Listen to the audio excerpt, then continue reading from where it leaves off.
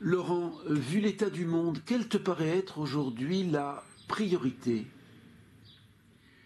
Mais surtout pour la jeune génération, je pense à ma fille qui a 26 ans, je dirais à ma génération, les années 70, c'était encore quand même les 30 glorieuses, on était quand même les enfants gâtés d'un système qui n'était pas encore dans l'épuisement de ses ressources, et donc c'était tout à fait différent. Et on pouvait tous espérer avoir un boulot, une retraite, et ainsi de suite. On a tellement dit à cette jeune génération qu'ils n'auraient pas de boulot, qu'ils n'auraient pas de retraite, ils vivent dans une très grande angoisse de l'insécurité matérielle. Ma fille, à ça, ajoute à très juste titre qu'ils sont une des générations les plus instables sur le plan affectif parce qu'ils sont les enfants du divorce et des familles recomposées à très très grande échelle, ou de familles monoparentales, et qu'effectivement, c'est le cas de la Chine par exemple, où la politique de l'enfant unique a fait que les enfants uniques qui ont été permis quand même ont été élevés uniquement par les grands-parents, loin des villes à la campagne, où leurs deux parents travaillent comme des esclaves 7 jours sur 7. Donc ça fait des générations entières de gens affectivement extrêmement déstabilisés et donc instables, dont la précarité cette fois affective et pas seulement matérielle. Donc la double précarité du métier, de savoir comment on va gagner sa vie, de son avenir matériel et de la précarité affective, c'est énorme. Or cette jeune génération est dans ce cas. Et franchement, il n'y a pas nous, qui sommes les parents ou grands-parents de ces gens, de ces enfants, de quoi être fiers d'avoir mené le monde à ça quand même. Et ceux qui ont des responsabilités importantes là-dedans devraient se poser quand même des questions.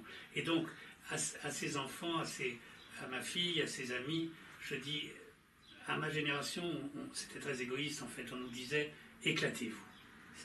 C'était frappant ce mot d'art, éclatez-vous. Il fallait faire la fête, il fallait faire l'amour, pas la guerre, fumer du pétard, prendre du bon temps, etc. Il y a eu beaucoup d'excès dans l'alcool, dans tout ça. Bon, je ne suis pas un puritain, ça je ne le regrette pas, je n'ai rien à dire là-dessus. Mais je dirais qu'aujourd'hui, le monde est tellement en miettes, et tellement au bord effectivement de la destruction, que je dirais l'objectif absolu, c'est limiter les dégâts. Alors je prends l'exemple de ma maladie, enfin je me passe le mot de maladie, de mon état on va dire, mon état de santé, c'est que le monde, un peu comme je le suis moi-même, est gravement malade, c'est pas la peine de cacher les choses, mais il n'est pas foutu. On le voit très bien dans le magnifique film que Wim Wenders a fait pour rendre hommage au philosophe Salgado, ce film qui s'appelle Le sel de la terre et moi qui m'a fait pleurer. Parce qu'on voit que le monde qu'on croyait dans un état, par exemple au Brésil, de déforestation définitive, etc., on peut inverser le phénomène, puisque Salgado et sa femme, ils ont réussi à replanter 1 million ou 2,5 millions d'arbres dans le nord-est brésilien, leur région d'origine, et à recréer une forêt atlantique, non pas primaire, mais tropicale, où même le jaguar, qu'on appelle là-bas Ansa, si je me rappelle bien, est revenu, ce qui est la preuve que l'écosystème complet est reconstitué. Or ça, quand j'ai vu ce film, j'en ai presque pleuré, parce que je me suis dit, est-il possible? Est-ce que la destruction de la nature est réversible? C'est ce que semble indiquer cet exemple. Alors évidemment, il est peut-être un exemple hors du commun, etc.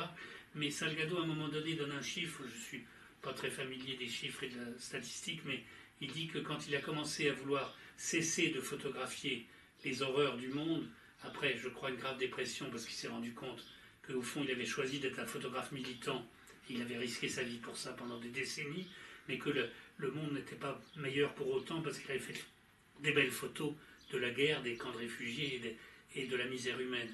Et donc il a voulu, je pense qu'il ne supportait plus de suivre ce chemin-là, il a voulu se tourner vers ce qui était resté intact, et il donne un chiffre que, je ne sais pas si c'est 50 ou 45 ou 55% de la planète était quand même malgré tout resté intact.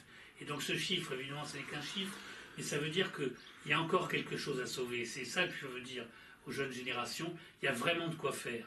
Le monde est malade, il faut le guérir, le monde est cassé, il faut le réparer, et comme dit un de mes amis qui s'occupe d'enfants gravement handicapés, c'est en réparant les choses que tu te répares, et ça c'est très vrai, et ça donne un sens à la vie. Et au fond, la vie n'a pas de sens, c'est très important de comprendre ça. Les gens qui cherchent quel est le sens de la vie n'a pas de sens, la vie a le sens qu'on lui donne.